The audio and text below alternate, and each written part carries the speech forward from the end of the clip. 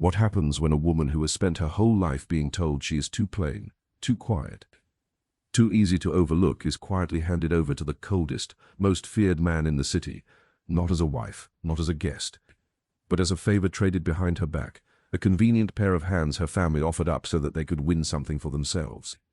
They were certain he would work her to the bone and forget her name within a month. They were certain she would come crawling back home in a week, grateful for whatever crumbs they chose to toss her. What not a single one of them expected was that the man the whole city whispered about, the man they called cold and untouchable, would become the very first person in her entire life to look at her, really look at her, and decide that she was worth everything. My name in this story is Eleanor Hayes, though for most of my 42 years it often felt as if I didn't have a name at all. I was simply the useful one, the dependable one, the one who stayed late, who never argued, who could always be counted on to give a little more so that someone else could take a little more. But the morning my family volunteered me away like a spare set of tools, something began that would change every single one of us. So stay with me all the way to the end. Because what my family did to me was unforgivable, and what came afterward was the kind of gentle, patient justice I never once dared to dream of. Let me take you back to the beginning. I was 42 years old the morning my whole world quietly came apart. I remember I was still in my apron, flour on my hands, because I had been baking bread for my mother's church sale, a sale I had baked for every year for 2 decades and never once been thanked for. My brother Gerald called, and his voice had that bright, oily warmth it always had when he wanted something. He said, "Ellie, you have to come by the house. Today, it's important. It's about Mom." And like I had done 10,000 times before, I went. I didn't even take off the apron. I drove across town with my hands tight on the wheel, imagining every terrible thing. I thought my mother's heart had finally given out. I thought there had been a fall. I thought, God forbid, that we were about to lose her. I never once imagined that the important thing was me, that I was the thing about to be given away. I let myself in the side door, the way I always did, calling out softly so I wouldn't startle anyone. And then I stepped into the sitting room and the whole floor seemed to tilt beneath my feet. My mother sat propped in her wheelchair by the window, a blanket over her thin knees, looking small and frightened in a way that squeezed my heart even now, even after everything. My brother Gerald stood by the mantel in a suit he could not afford, rocking on his heels the way he did when he thought he'd been clever. His wife, Sylvia, perched on the arm of the sofa, watching me with sharp, calculating eyes. And standing near the cold hearth, entirely out of place in that small, tired room, was a man I had never seen before in my life. He wore a dark, beautifully cut coat, the kind of coat that cost more than everything I owned put together. He was tall, perhaps in his mid-50s, with iron-grey hair swept back from a hard, handsome face and a stillness about him that made the whole room feel smaller. But it was his eyes that stopped me. They were a pale, wintry grey, steady and unreadable, like a frozen lake you couldn't see the bottom of.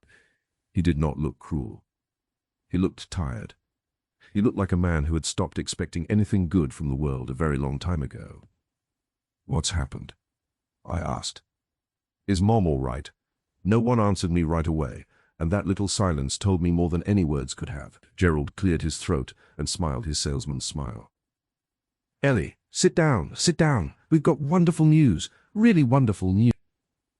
I did not sit down. Something in me, some old instinct, would not let me.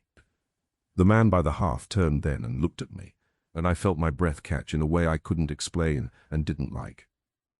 "Who is this?" I asked, and my voice came out quieter than I meant it to.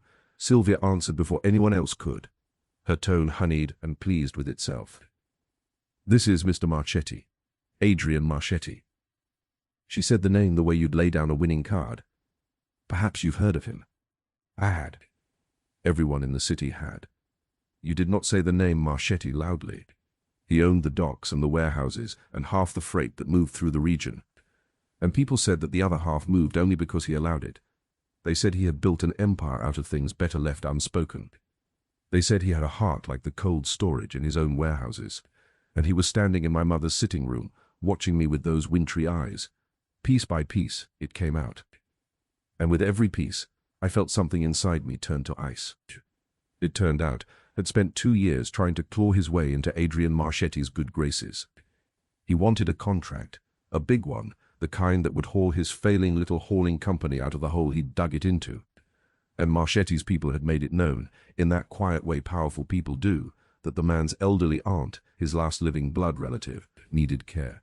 Round-the-clock care. A steady, patient, trustworthy woman to live in his house and look after her, since he could trust no one and hire no stranger he hadn't vetted for a year. And my brother, my clever, grasping brother, had raised his hand and volunteered someone. Not himself, not his wife, not one of his idle-grown children. Me. Think of it, Ellie, Gerald was saying, his eyes shining. You're perfect for it. You practically raised Mom, you nursed Grandma right to the end, you're the best there is at it. And Mr. Marchetti here. Well, if this works out, he's prepared to bring my company in on the freight contracts. It changes everything for this family, everything. I looked from face to face. You want me to move into a stranger's house, to be his aunt's nurse, so that you can get a contract. When you put it like that, you make it sound ugly, Sylvia said, wrinkling her nose. It's an opportunity, for all of us. And Mom? My voice was very quiet. Who looks after Mom if I go? There was a small, telling pause. We'll manage, Gerald said quick. We'll figure something out. Sylvia's cousin, maybe, part-time. You know how it is. Money's tight. He spread his hands. But Ellie, this is how money stops being tight. This is you doing something for the whole family, for once, something that really matters. For once, as though the last 20 years had been nothing. As though I had not given up nursing school when Dad got sick so that Gerald could keep his place at university. As though I had not moved back into that house at 26 to care for our grandmother while Gerald took his honeymoon. As though I had not been the one, every single day, wheeling my mother to her appointments and cooking her meals and washing her hair while Gerald sent flowers on her birthday and called himself a devoted son. You always land on your feet, Ellie, my mother said suddenly, in that thin, wavering voice, and she reached out and patted my flour-dusted hand. You're so capable. You don't need us the way the others do. And there it was, the sentence that had defined my entire life. You're so capable. You don't need us. The exact words they reached for every single time they needed to take something from me and did not want to feel the weight of it. I looked at my brother, so certain of my yes that he was already mentally spending the money. I looked at Sylvia, calculating. I looked at my mother's hand on mine, frail and beloved. And I understood now, complicit. And I thought about 42 years of being the reliable one, the strong one. The one who gave and received exactly nothing in return but the privilege of being counted on to give again. And now they were passing me across a room like a covered dish at a potluck. Here, take her, she's good with the elderly. You're serious, I said. My voice did not shake, and I have never been prouder of anything in my life. Ellie, Gerald began, in his patient, managing tone. But I was already looking at the man by the hearth. Adrian Marchetti, who had watched this entire scene unfold without a single word. And I saw something move across his face, something I would not understand until much later. It was not satisfaction. It was not appetite. If anything, it looked almost like distaste. So this is the arrangement, I said to him, lifting my chin, refusing to let them see me crack. My brother wants a contract from you, so he offers you his sister to nurse your aunt, and you agreed to this. He studied me for a long, quiet moment. When he finally spoke, his voice was low and even, with a faint roughness like gravel under water.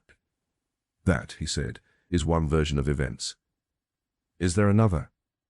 Something shifted in those pale eyes. I told your brother that my aunt requires a companion I can trust, and that I do not hand my family's well-being to just anyone. I said I would need to meet whomever he proposed. He glanced briefly at Gerald, and there was cold contempt in it. I did not tell him to volunteer his own sister without so much as asking her. I did not tell him to trade a person for a freight contract. That was his idea entirely, Miss Hayes, not mine. The words landed like a slap, but not on me. On them. Gerald's face went a mottled red. Sylvia looked away. And I stood there in the ruins of every comforting story I had ever told myself about the people who were supposed to love me. And I made a decision that surprised even me. I'll do it, I said. The words dropped into that room like a stone into a deep well. Ellie. Wonderful. Gerald started, beaming. Not for you, I said, and I did not raise my voice, and somehow that made him go quiet. Not one thread of this is for you. I'm not doing it to save your company. I'm doing it because I would rather care for a stranger's aunt in an honest job than spend one more day being told I don't need anyone in a house that has never once needed me except for what I could carry. I turned to my mother, and my throat tightened because this part hurt. I'll make sure you're looked after, Mom. I'll arrange it properly. I'll pay for it out of whatever I earn. I'll never let you go without. But I'm not going to keep pretending that being useful is the same thing as being loved. Not anymore. I turned back to Adrian Marchetti. When do we leave? He considered me for a long moment. Then, very slightly, he inclined his head. My car is outside. I didn't hug my brother. I didn't look at Sylvia. I kissed my mother's papery cheek, because whatever she had allowed, she was still my mother, and still frightened, and still small in that chair. And then I walked out into the grey morning beside a stranger, carrying nothing but my handbag and my apron and the shattered pieces of everything I had once believed about family. The car waiting outside was long and black and silent, and a driver held the door for me as though I was someone who mattered. I slid onto the cool leather seat and pressed my floury hands flat against my knees so they wouldn't tremble. Adrian Marchetti got in beside me, but he did not crowd me. He sat by the far window and left a careful, deliberate space between us, space I had not expected and did not know what to do with. For a long time, neither of us spoke as the city slid past the tinted glass. You must think we're a terrible family, I said finally. I don't know why I said it. Perhaps because the silence was worse than anything he could have answered. I think, he said, watching the road ahead, that you were the only person in that room this morning who behaved with any dignity at all. I turned to look at him. He wasn't looking at me. His profile was sharp against the passing grey light, and there was nothing cruel in it. Only weariness. They say you're a dangerous man, I said, before I could stop myself. The faintest ghost of something crossed his mouth. Not quite a smile. Yes, he said. I'm aware of what they say. And then he said nothing more, and neither did I, and the car carried me away from the only life I had ever known, toward a house above the harbour where everything I thought I understood about the world would be, slowly and gently, turned upside down. The house rose up at the end of a long private drive, a great pale stone house with tall windows looking out over the water. I had cleaned houses like this in my 20s, on my knees scrubbing floors, while the owners looked straight through me as though I were part of the wallpaper. I had never once imagined being brought to such a place as anything but the help. And, I reminded myself sharply, that was exactly what I was here to be. The help. I would do well not to forget it. And yet the woman who met us at the door was not what I expected either. She was somewhere in her 70s, tiny and bright-eyed, with a wild crown of white hair and a shawl thrown over her shoulders, and she was leaning on a carved cane that she clearly wielded more as a scepter than a support. She looked at me with open, unabashed curiosity. Well, she said, in a voice far bigger than her small frame. So this is the one Adrian's dragged home. Come here, girl, let me look at you. My eyes aren't what they were, but I can still tell a person's whole character from 10 feet, and I've been wrong exactly twice in my life. This is my aunt, Adrian said, and there was something in his voice, a warmth quickly hidden, that I had not heard before. Beatrice. She will tell you she runs this house, and I will tell you that she is entirely correct. Damn right I am, said Beatrice. I had come braced for a fragile, failing invalid. What I found instead was a woman with a mind like a steel trap, and a body that had simply, quietly begun to betray her. Her heart weak, her balance gone, her strength ebbing in a way that frightened her far more than she would ever admit. But her spirit was very much intact. And within an hour of meeting her, I understood that whatever I had signed up for, it was not going to be dull. He thinks I need a nursemaid, Beatrice confided to me that first evening as I helped her settle into her chair by the fire. What I need is company that isn't paid to agree with me and isn't afraid of him.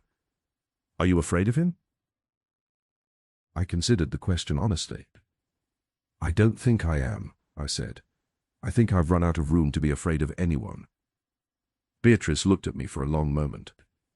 Then she smiled, a slow, delighted smile, like a cat who has spotted an open window. "Oh," she said. "Oh, you'll do very nicely indeed." The room they gave me was not a servant's room at the back of the house. It was a real room, with a soft, wide bed and its own bathroom and a window that looked out over the dark, shifting water. There were fresh flowers on the dresser. There was a folded robe laid across the foot of the bed. There was a tray with tea and something warm to eat, waiting. I stared at the flowers for a long time. Then I found the housekeeper, a stout, kindly woman named Marta, and asked her carefully whether there had been some mistake, whether this was really where the new help was meant to sleep. Marta gave me a strange look. "Mr. Marchetti chose the room himself," she said. "Said the one at the back didn't get the morning light." She paused. "He doesn't usually take that kind of trouble, not for anyone." But I did not let myself make anything of it. I had spent 42 years learning that kindness always came with a bill attached, and I was certain, absolutely certain, that sooner or later Adrian Marchetti would present his. That moment never came. Instead, the days settled into something I had never known before. I cared for Beatrice, and it was real work. The medications and the difficult mornings and the long nights when her heart raced and frightened her. But it was work I was good at, work that mattered, work that someone actually thanked me for. Beatrice thanked me constantly, in her gruff, imperial way. "You've got good hands," she'd say, "and a good head. Whoever raised you did one thing right, even if the rest of them are fools."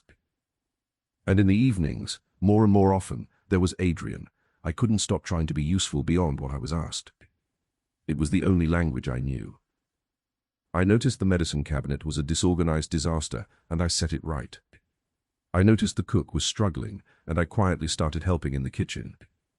I noticed a draft in Beatrice's room, and found the loose window casing, and worked it tight myself. And Adrian noticed. He noticed everything. "You don't have to do these things," he told me one evening, finding me at the kitchen table mending a torn cushion cover simply because my hands needed something to hold. "I know," I said. "I want to. It's the only way I know how to feel like I'm not just taking up space." He sat down across from me. He did that more and more now. "You spent your whole life being useful to people who never once thanked you for it, didn't you?" My hands went still on the needle. "How did you know that?"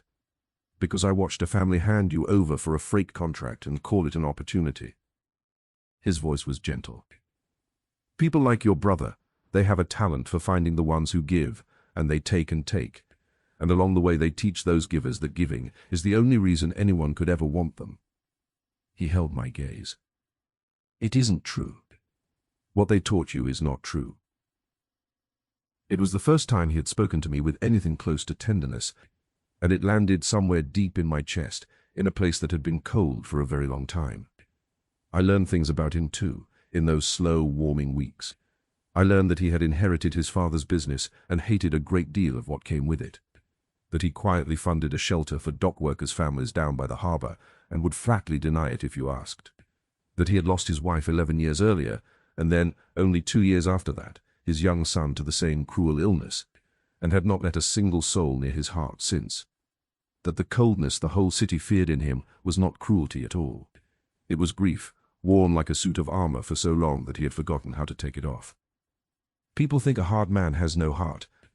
Beatrice told me one afternoon, watching Adrian through the window as he stood alone at the edge of the terrace, looking out at the water. But sometimes a man goes hard on the outside precisely because the inside got shattered so badly there was nothing left to protect it. That boy buried his wife and his little son inside of 3 years. And then he decided, I think, that he simply would not feel anything ever again, safer that way. She turned her sharp old eyes on me. "Funny thing is, since you came into this house, I've heard him laugh twice. Twice, girl. I hadn't heard it once in 11 years. I pretended I hadn't heard that, but I felt it warm in my cheeks for the rest of the day. And I began, quietly, to do the one thing I had done my whole life to survive. I began to make something with my hands, because there was one part of myself I had never shown a living soul. All my life, you see, I had kept notebooks, dozens of them, filled with my grandmother's recipes and remedies, the ones she'd whispered to me before she died, which herbs eased a racing heart. which teas quieted a frightened mind, which old countryside preparations could bring comfort where the doctors only shrugged. I had used them, secretly, all my life. I had never dared show them to anyone. My family would only have laughed. But now, in the quiet of that beautiful house, I began to use them again, carefully, openly, for Beatrice. A tea to steady her nerves at night. A warm compress steeped in herbs for her aching hands. A blend that seemed, gently, to soothe the flutter in her chest that the pills alone couldn't reach. And Beatrice, who missed nothing, began to sleep through the night for the first time in years. "What in heaven's name are you giving me?" she demanded one morning, looking 10 years younger.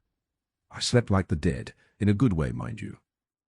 I told her about my grandmother, about the notebooks. And Beatrice, imperial, impatient Beatrice, listened to every word with a stillness I had not seen in her before. "Girl," she said at last, "you have a gift, and you have been hiding it. Why on earth would you hide a thing like that?" "Because," I said quietly, "no one ever wanted to see it." Beatrice reached out and gripped my wrist with her small, strong hand. "Well," she said fiercely, "I want to see it, and I'm not no one." At the far edge of the grounds, half swallowed by ivy, there was an old stone potting shed with a glass roof. A little glass house gone to ruin, its beds run wild, its panes fogged and cracked. I asked Marta whose it had been. She went quiet a moment. "That was the young Mrs. Marchetti's," she said softly. "His wife. She grew things out. He hasn't gone near it since she passed. Won't let anyone tear it down, won't let anyone touch it. It just sits there, going to seed." I understood then that I should leave it alone. And for a while, I did. But I couldn't stop thinking about it. All that light going to waste, all those good beds gone to ruin. So one morning I went to Adrian, and I asked him plainly if I might tend it, to grow the herbs I was using for Beatrice. He was quiet for a long, long moment. I thought I had ruined everything. Then he said, in a strange, rough voice, "She would have hated to see it choked with weeds like that. She loved that place." He looked out the window toward it. "Yes, tend it if you'd like. Someone ought to." So I did. And slowly, so slowly I barely noticed it happening, I began to become someone new. I cleared the beds and washed the glass and coaxed the neglected soil back to life.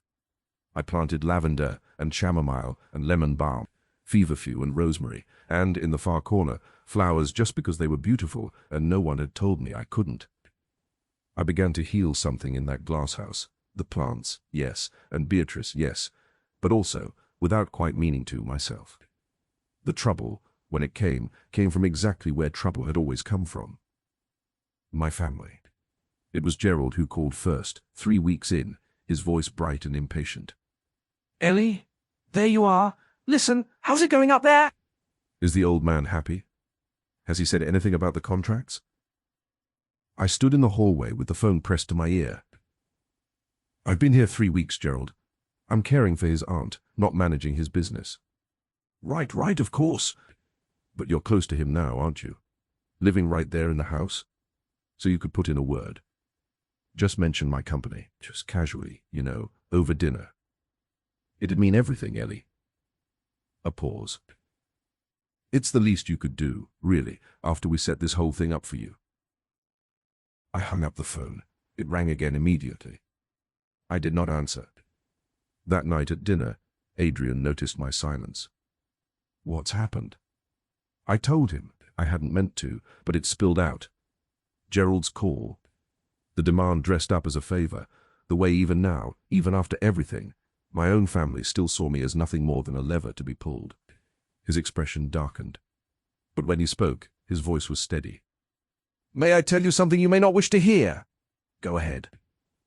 "Your brother has telephoned my office 6 times in 3 weeks. He set down his fork. Not once to ask after his mother's care or after you. Every call has been about the contract. When he might have it, whether I might sign it now as a gesture of good faith." His jaw tightened. "He believes he has bought my favor with you, Eleanor. He believes you are the deposit and the contract is the payout." I felt sick. Has he even arranged proper care for her, like he swore he would? Adrian was quiet a beat too long. I took the liberty of finding out, he said carefully. I hope you'll forgive the intrusion. He has not. Your mother has been left to a neighbor who looks in twice a day, and a great deal of the time to herself. Something in me went very cold and very still. Not for my brother. For my mother, alone in that house, frightened, the one part of this whole rotten bargain who had truly needed me. I need to arrange care for her, I said. Real care. I'll pay for it out of my wages, all of it. I don't care if I've nothing left. You will do no such thing, Adrian said. And then, more gently, at my startled look. You will arrange it, yes, the very best care in the city, starting tomorrow. But you will not pay for it. Consider it the one decent thing your family's scheming has accidentally produced. Your mother, whatever her failings, is old and unwell and did not ask to be used as bait any more than you did. She will be looked after. She will be looked after. That is not negotiable. I stared at him across the table, this dangerous, feared man whom the whole city spoke of in whispers, and I felt something crack open in my chest that had been sealed shut for a very long time. Why would you do that? I whispered. You owe her nothing. You owe me nothing. No, he agreed, I don't. He looked at me steadily. I do it because I can, because somewhere along the way, Eleanor, I appear to have started caring what happens to the people you love, even the ones who don't deserve you. He picked his fork back up, as though he had not just quietly rearranged the whole shape of my world. And because I am tired of watching people take from you, it offends me. Let someone, for once, simply give. I could not speak. I looked down at my plate so he would not see my eyes fill. There is only one way it ends, you know, he added quietly. Their hold on you. And what's that? You stop needing their love. He said it without cruelty. You discover that you are worth a great deal entirely on your own. And then one day you stand in a room with them and let them see it. That is the only thing people like that ever truly understand. Not tears, not pleading, standing. I thought about that for a long time after I went to bed. I thought about it as I lay awake watching the moonlight ripple on the water. Worth a great deal on my own. I had never once, in 42 years, been given permission to imagine such a thing. 2 months into my stay, I did something I had never dared to do before. It was Beatrice's doing, really. She had a doctor, a kind, weathered old physician named Dr. Okafor, who came to the house each week to check on her heart, and she had taken to bragging to him, shamelessly, about the teas and the compresses and how much better she slept and felt. And Dr. Okafor, rather than scoffing as I expected, grew thoughtful. He asked to see my notebooks. He asked me questions, careful, precise ones, and listened to the answers. And then he said something that made my heart stop. Half of what you're doing here, he said slowly, is folk knowledge. And half of it is sound therapeutic sense that most of my colleagues have simply forgotten. You have a real feeling for the comfort of the elderly and the frightened. There is a great need for that. A great unmet need. He tapped my notebook.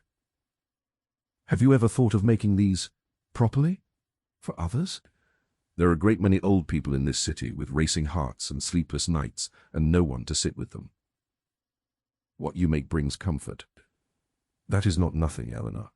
That is a great deal. He knew a woman, a Mrs. Addis Cole, who ran a small, beloved wellness shop and tea house in the town below the harbour, the kind of place where people came not just to buy, but to be listened to. He thought she would want to meet me. She did.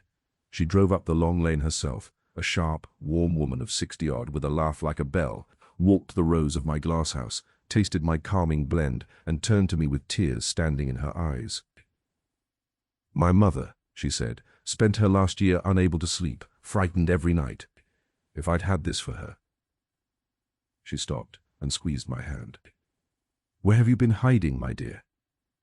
She wanted to sell my blends in her shop. My calming tea, my grandmother's remedies, my comfort compresses for aching hands. She wanted to put a name on them. I told no one, not even Beatrice at first. It felt too fragile, too precious, like a small flame I had to cup in both hands so the wind wouldn't take it. I could not bear to use my own name, not yet. So I used my grandmother's. Rose Aldridge. and I began, in secret, to build something that was entirely, completely mine. Meanwhile, something was changing between me and Adrian, and we both knew it, and neither of us dared speak of it. It was in the way he began to linger in the evenings, after Beatrice had gone up to bed, the two of us talking by the fire until the coals went low. It was in the way I found myself listening for his step in the hall.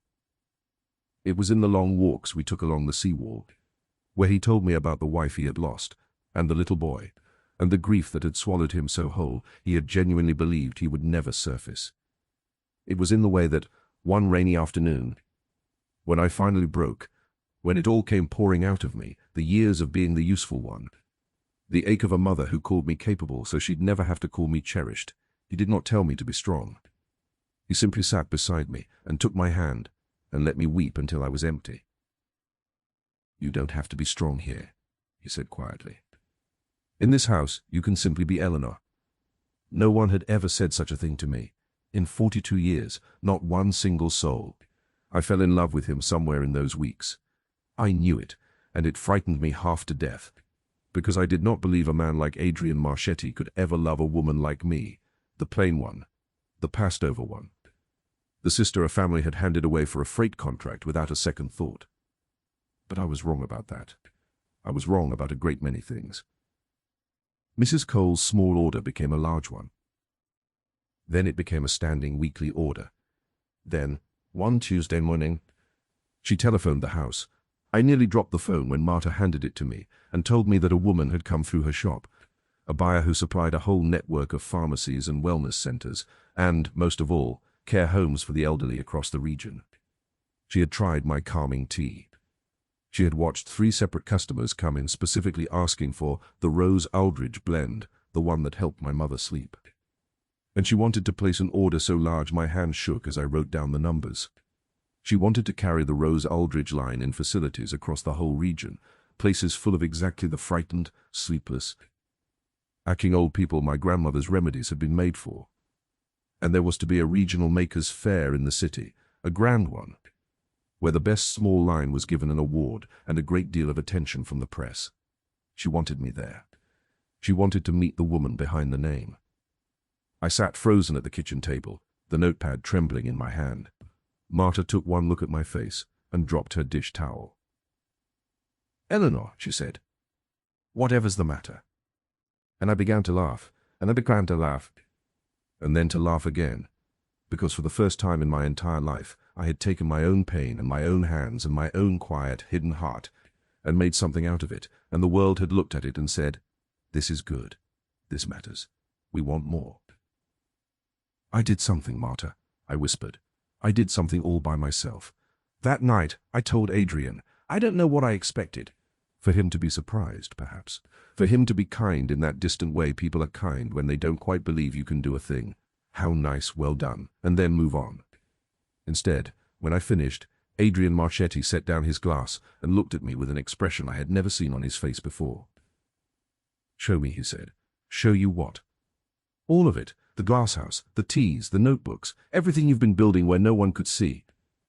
And then, more quietly, "I want to know you, Eleanor. All of you. The part you've kept hidden from everyone your whole life." So I brought him out to the glasshouse in the last gold light of the evening. I showed him the rows of lavender and chamomile, the little jars lined up on the old shelf, my grandmother's notebooks with their careful faded handwriting. I told him about Rose Aldridge, and Duck told her about Okafor, and Mrs. Cole, and the buyer, and the fair. I watched his face the whole time, waiting for the pat on the head that never came. He walked the rows slowly, touching the leaves, breathing in the green, living air. And when he turned to me at last, there was something bright in those wintry grey eyes, something I had never seen there before. "This is you," he said softly. "Isn't it? All of it?" The woman they passed over, who quietly grew something beautiful in the ruins where no one ever thought to look. I nodded, unable to speak. He crossed the small space between us and took both my hands in his. "Eleanor," he said, and his voice was rough. "In 11 years, I have not let a single person pass these walls. I decided I never would again, that it cost too much, that I could not survive losing anyone else. And then your brother tried to trade you to me like a bargaining chip. And I brought you into this house telling myself I was doing one decent thing for a woman being wronged. His hands tightened around mine. But the truth is, you are the one who saved me. You walked into the middle of my grief. You gave my aunt back her nights. You gave that dead glass house back its life. You gave this whole cold house back its warmth, and you never even knew you were doing it. Adrian, I love you, he said simply. Not the useful you, not the capable you they were all so eager to spend. The woman who grows flowers in a broken glasshouse because no one ever once told her she was allowed to make something beautiful just for herself. I love that woman. And if you will let me, I intend to spend whatever years I have left making certain she is never passed over, never handed away, never overlooked by anyone, ever again. I looked at this man, this dangerous, grieving, gentle man who had shown me more tenderness in 2 months than my family had shown me in a lifetime, and I began to cry. And this time, they were not tears of grief. I love you too, I whispered. I think I've loved you since the day you told me I was the only one in that room with any dignity. He drew me into his arms then, gently, the way a man holds something he has finally decided to keep. And for the first time in my whole life, I did not feel like I was being taken from. I felt like I was being chosen. Word travels fast, even through the darkest channels.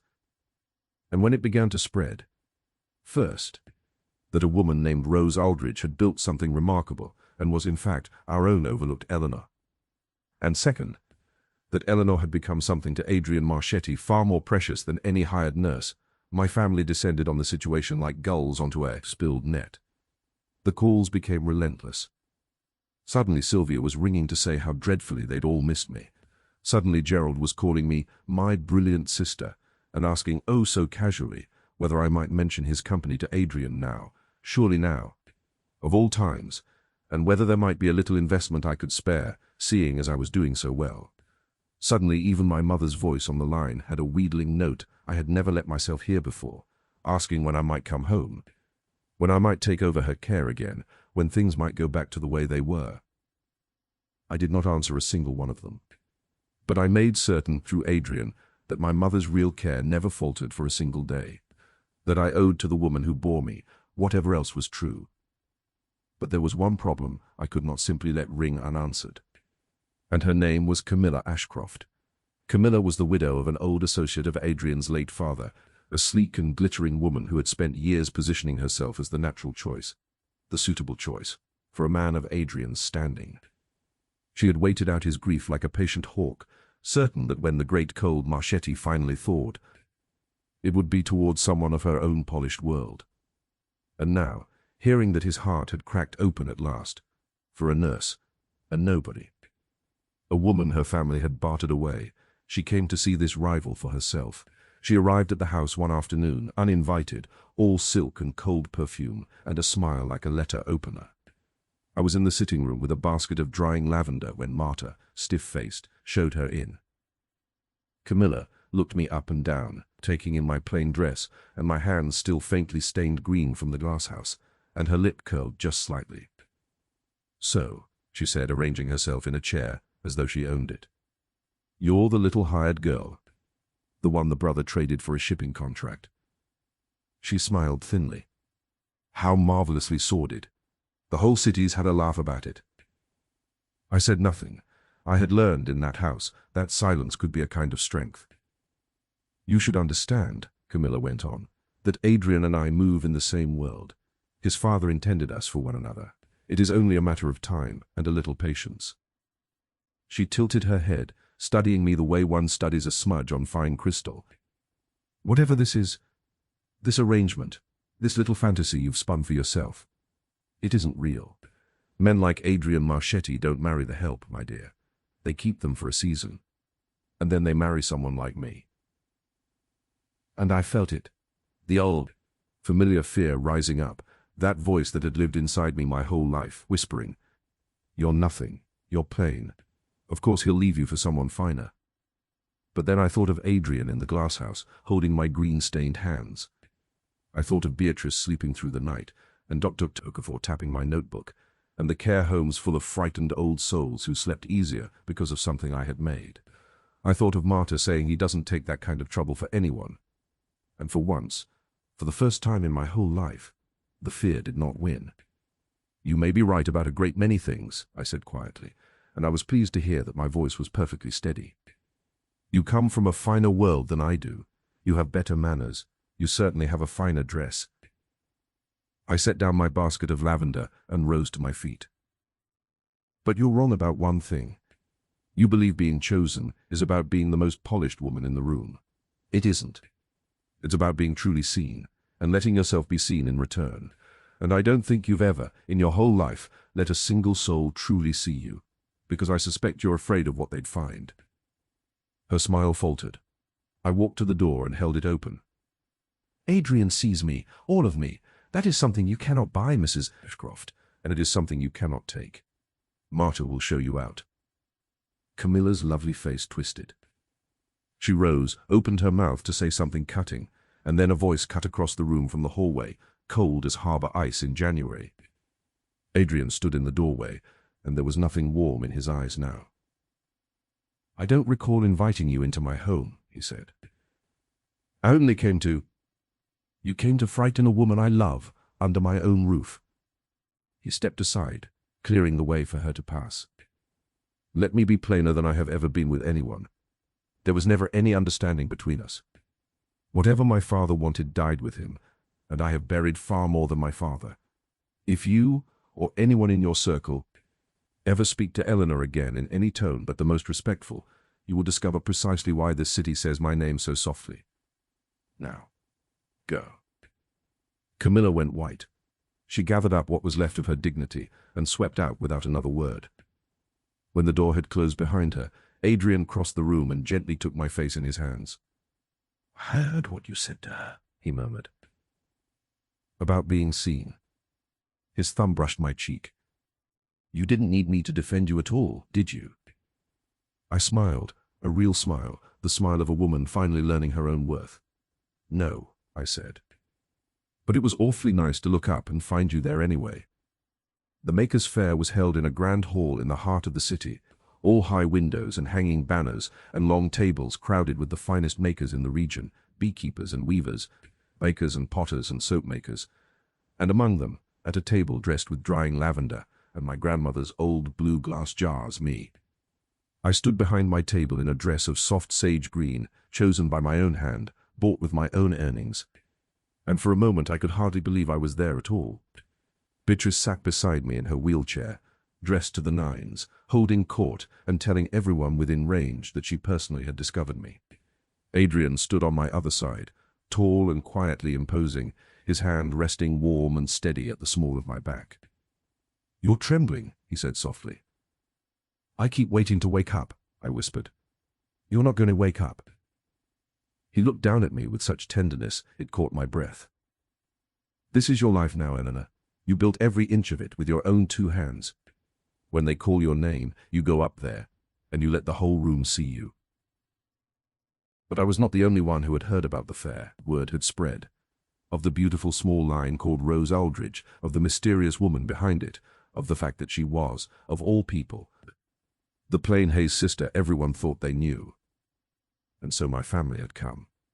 Gerald in his one good suit, Sylvia in earrings I had never seen, and, to my genuine shock, my mother, wheeled in by a paid attendant, thinner than before but upright, her hair done, her eyes searching the crowd. They found me near the front, just before the awards were to be given. Gerald reached me first, both hands out, that salesman's smile stretched wide. "There she is, our star. God, look at all this. We always knew, didn't we? We always knew you had it in you." Did you? He faltered. "Course we did, Ellie. Family knows these things."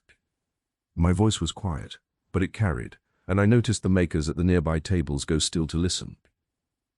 "The morning you gave me away," I said, "you told me I was capable. You told me I'll always land on my feet. You handed me to a stranger for a freight contract, and you told yourselves it was an opportunity for the family. And when I asked who would care for our mother, you said you'd manage. And then you left her alone." I turned, and I looked at my mother, and my voice gentled but did not break. "You left her alone, Gerald, the one person in this whole arrangement who actually needed me, so that you could chase a contract. She's only had proper care these past months because Adrian paid for it.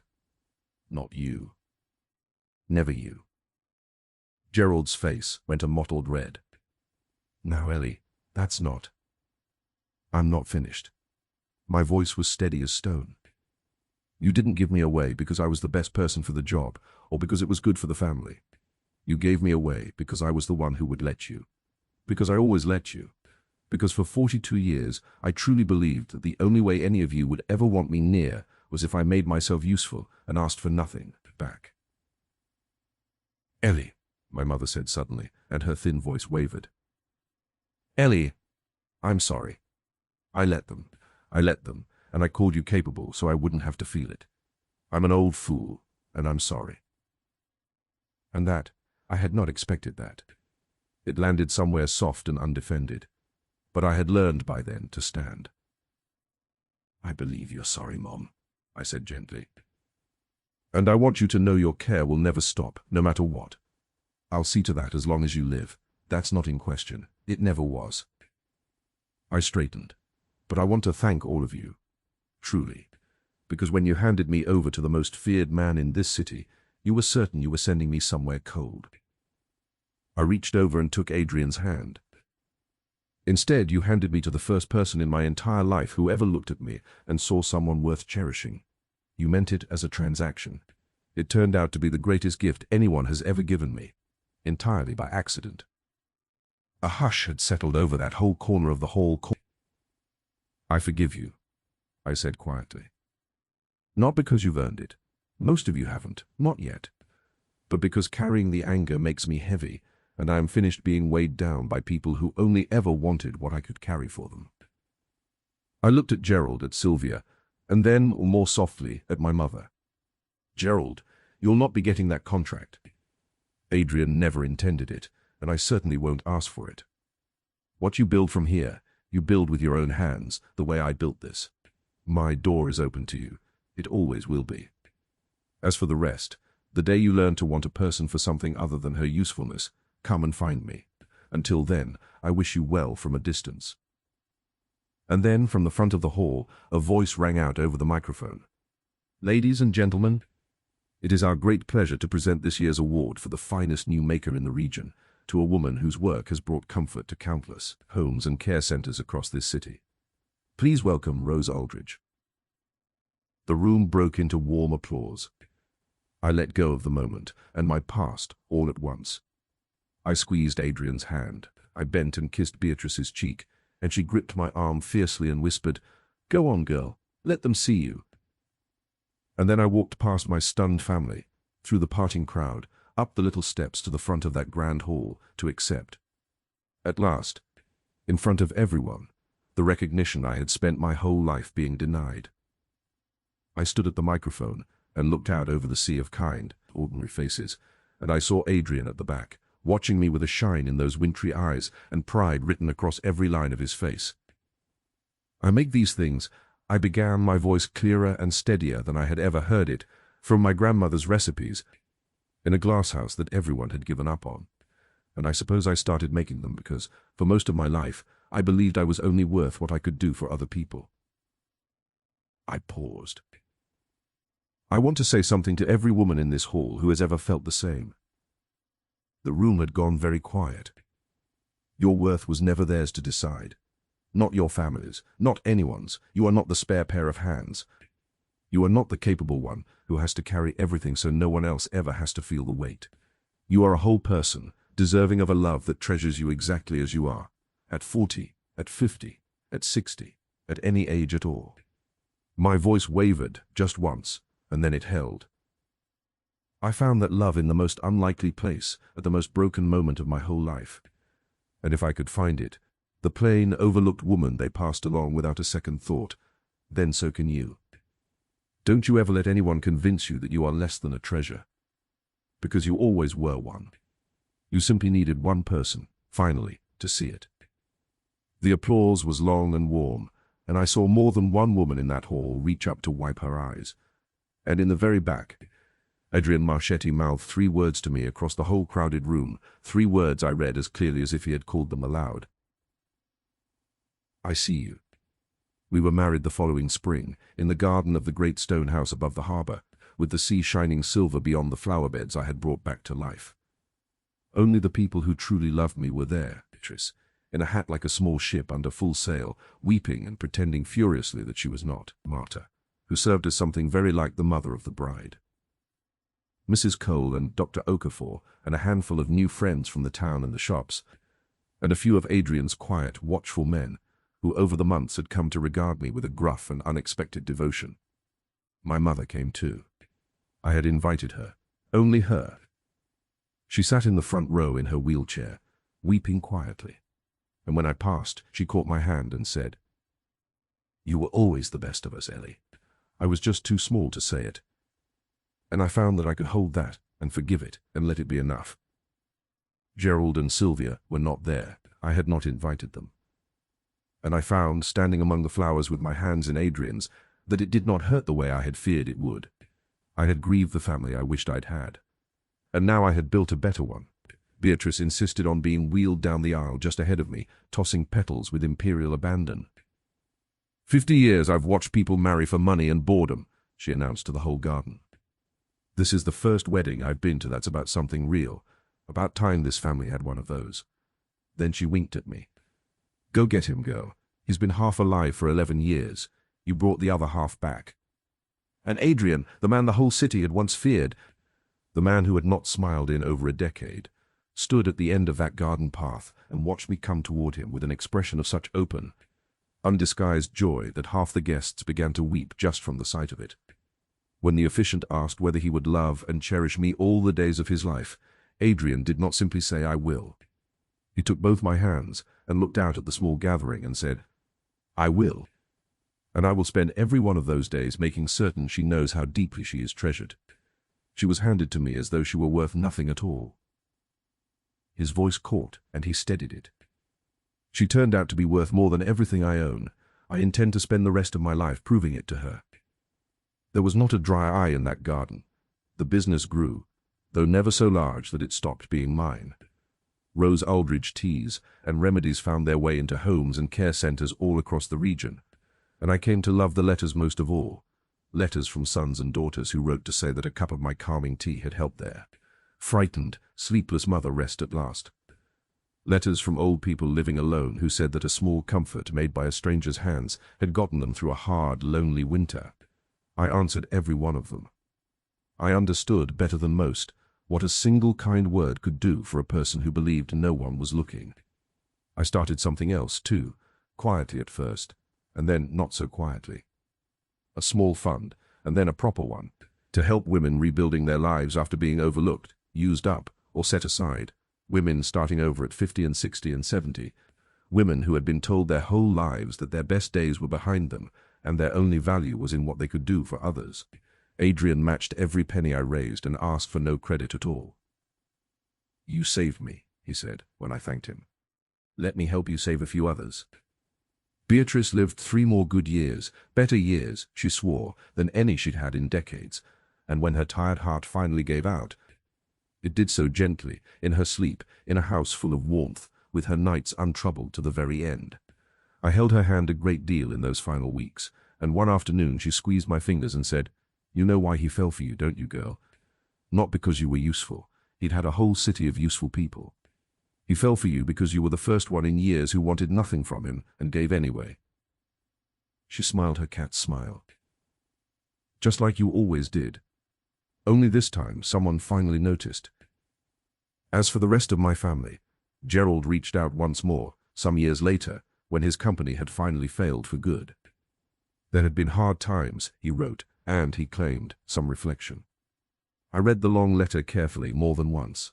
I could not tell whether it was true repentance or simply need dressed up in the borrowed clothes of regret. But I had grown, by then, into a woman who could hold a door open without fear of who might walk through it, and who could just as easily keep it closed. I wrote back, kindly but clearly, that time and small honest steps would tell the truth of it. That I was no longer available to be used. But that I was, perhaps someday, available to be known. The choice was his. It always had been.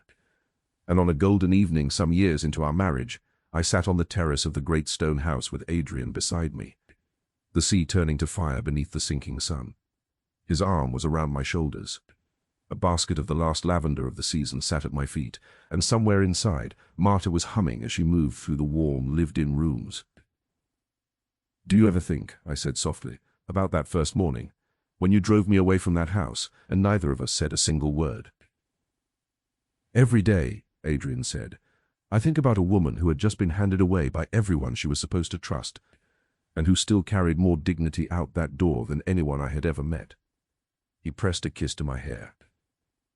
"I think about how close I came to letting the fear talk me out of loving you, and I thank God every day that I didn't." I leaned into him, and I watched the sun sink slowly into the sea, and I felt something I had spent my entire life reaching for and never once been allowed to hold. Belonging. The bone-deep, permanent certainty that I was cherished, not for what I could give, not for what I could carry, but simply, wholly, for who I was. They had handed me away to gain something for themselves. And in doing so, without ever meaning to, they had finally set me free. Thank you so much for staying with me all the way to the end of this story. If Eleanor's journey touched your heart, if you believe, as I do, that every woman deserves to be seen, valued, and cherished, no matter how the world has overlooked her, and no matter her age, then please take a moment to tap that subscribe button and give this video a like. It truly helps our little channel grow, and it means more to me than you could ever know. Now, I would love to hear from you. If you had been in Eleanor's place that morning, handed over by your own family to a feared stranger, would you have walked out that door and taken the chance? Or would you have stayed and tried to change their minds? Tell me in the comments below. I read every single one, and your stories always move me more than I can say. Take good care of yourself, and I'll see you in the next one.